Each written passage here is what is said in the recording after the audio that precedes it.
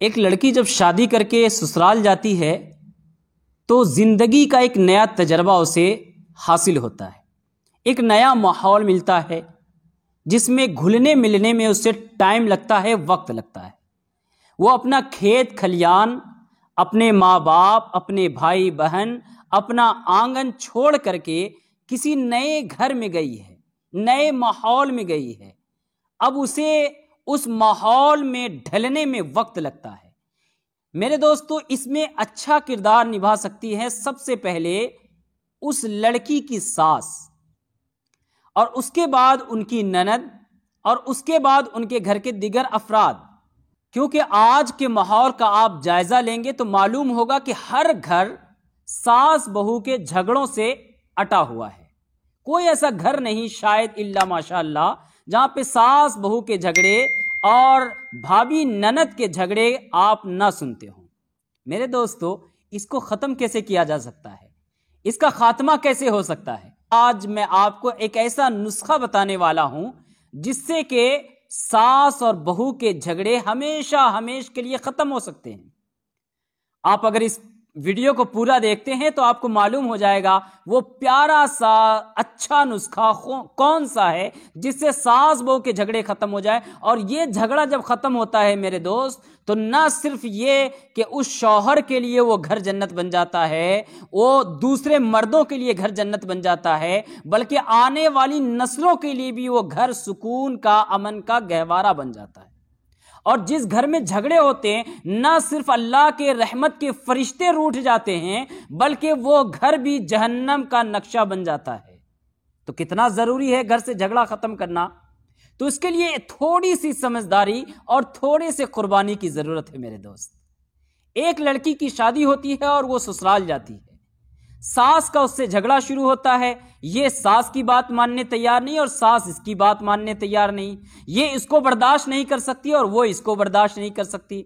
دونوں کا جھگڑا خوب پروان چڑھتا ہے، نہ ساس بہو کو دیکھنا چاہتی، نہ بہو ساس کو دیکھنا چاہتی ہے۔ آخر کار بہو پریشان ہو کر کے ایک عامل کامل کے پاس جاتی ہے، لیکن وہ عامل کامل آج کے وقت کا کوئی ڈھونگی عامل نہیں تھا، بلکہ ایک اچھا عامل کامل تھا جس کے دل میں انسانیت کا درد تھا، پیسہ لوٹنے کی خواہش نہیں تھی۔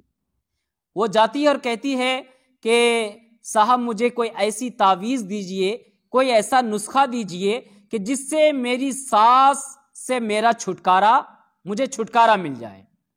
وہ اس کی بات کو غور سے سنتے ہیں اور ایک پڑیے پہ کچھ لکھ کر کے اور ایک پڑیے میں کچھ دوائی کی طرح کا نسخہ اس کو دیتے ہیں اور کہتے ہیں کہ بیٹی یہ لے کر کے جاؤ، لیکن یاد رکھو یہ جو میں آپ کو دے رہا ہوں یہ ایک سلو پوائزن ہے، ایک تاخیر سے اثر کرنے والا زہر ہے۔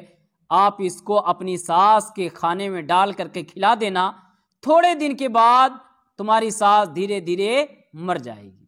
تو وہ بہو خوش ہو جاتی ہے کہ چلو ایک اچھا نسخہ ہاتھ آیا کہ میری ساس سے مجھے چھٹکارا ملے گا۔ لیکن اس عامل نے کہا کہ بیٹی یاد رکھو اگر ساس مر جائے گی تو سب لوگ تم پہ شک کریں گے، اس لیے ابھی اس کے زہر دینے کے بعد 3-4 مہینہ 6 مہینہ لگیں گے مرنے میں، تو یہ 5-6 مہینہ تم اپنے ساس کی جم کر خدمت کرو تاکہ کوئی تم پہ شک نہ کرے۔ تو وہ بہو کہتی ہے کہ چلو یہ اچھی بات ہے، 5-6 مہینے کی بات ہے، بڑھیا کا پاؤں دبا دوں گی، کھانا کھلا دوں گی، خدمت کر دوں گی۔ خوشی خوشی جاتی ہے اور کھیر بناتی ہے اور کھیر میں وہ زہر ملا کر کے اپنے ساس کو دے دیتی ہے، اور وہ بالکل مطمئن ہو جاتی ہے کہ اب تو میری ساس سے مجھے چھٹکارا ملے گا۔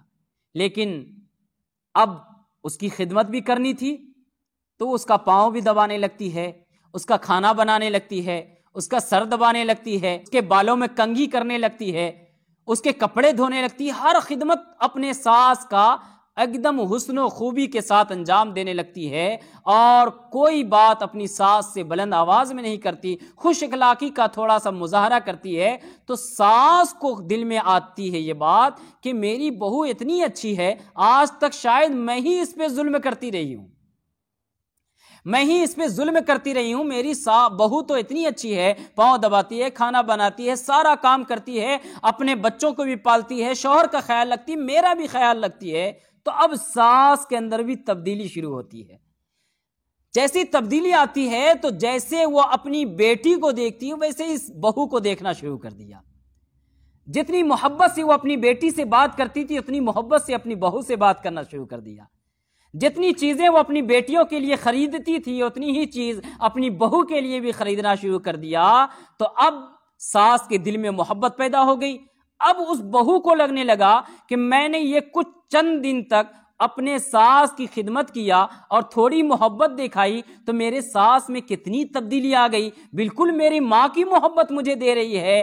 اب یہ گھبراتی ہوئی اسی عامل کامل کے پاس جاتی ہے کہ حضور اب آپ کچھ کریں، اس کا کوئی توڑ پیش کریں کہ میری ساس بچ جائے. میری ساس تو بڑی اچھی ہے، میں نے ذرا سا خدمت کی ہے اور بالکل ان کا رویہ تبدیل ہو گیا، مجھے ماں کی محبت میری ساس سے مجھے مل رہی ہے. تو وہ عامل صاحب مسکرا کے کہتے ہیں بیٹی جاؤ خوش رہو اور اسی طرح زندگی گزارتی رہو، کیونکہ وہ جو پڑیا میں نے دیا تھا اس میں کچھ بھی نہیں تھا، ایک مختصر سا چورن تھا جو میں نے تمہیں ایسے ہی دے دیا، اس میں کوئی زہر نہیں تھا، کوئی سلو پوزن نہیں تھا. تمہاری ساس کی تم نے تھوڑی سی خدمت کی ہے تو اتنی محبت تمہیں ملی ہے، اگر دل سے اپنے ساس کو ماں مان لو گی تو وہ بھی تمہیں اپنا بیٹی مان لے گی.